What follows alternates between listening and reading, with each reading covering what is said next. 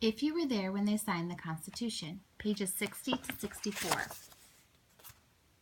Why was the president elected for 4 years? Alexander Hamilton suggested that the president be elected for life. That idea sent some of the delegates screaming that he wanted to set up a king, just what they didn't want to happen. Some delegates thought the president should be elected for 7 years. Some said 3. Finally, the delegates compromised on 4. Who will make the laws, Congress or the president? It takes both Congress and the president to make a law. There are a lot of checks and balances built into the system. Suppose a member of Congress suggests a law making everyone eat peanut butter and mayonnaise sandwiches for every lunch every day. That's crazy, you might say, but how would you stop the law?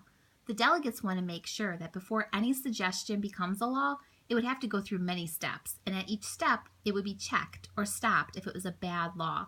An awful lot of people would have to like peanut butter and mayonnaise before having it for lunch became law. How are laws passed? A law begins with a proposal called a bill. Most bills can start in either the House of Representatives or the Senate, but before a bill becomes a law, both branches of Congress must vote for it. Number 1, people in the House of Representatives study the bill. They send it to the Senate. People in the Senate study the bill. They send it to the president. The president can sign the bill and then it becomes a law, or the president can veto the bill. Congress, House of Representatives, and Senate, but Congress can look at the bill again even if the president vetoes it. If 2/3 of the House vote yes and 2/3 of the Senate vote yes, the bill can still become a law even if the president vetoes it. Then the president gets the bill. If he or she doesn't like it, the president can say no or veto it.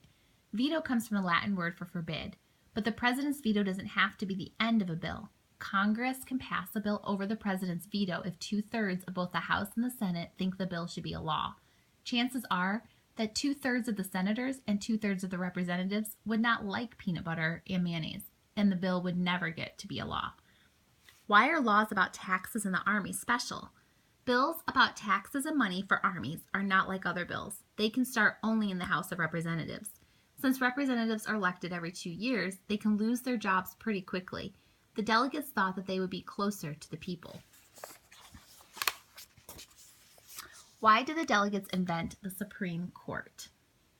The delegates knew that there would need to be a court to decide fights between the states and to decide if any of the states were passing laws that went against the Constitution. They had been using the British court system and expected their judges to go on following that tradition. They knew that there would have to be a whole system of federal courts with a Supreme Court at the top, but they left out many details about how the courts would work. The courts would be another check against any one group getting too much power.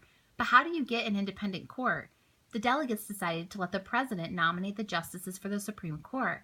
However, the Senate would have to agree with the president's choice, or the president would have to suggest someone else. This is the end of today's lesson.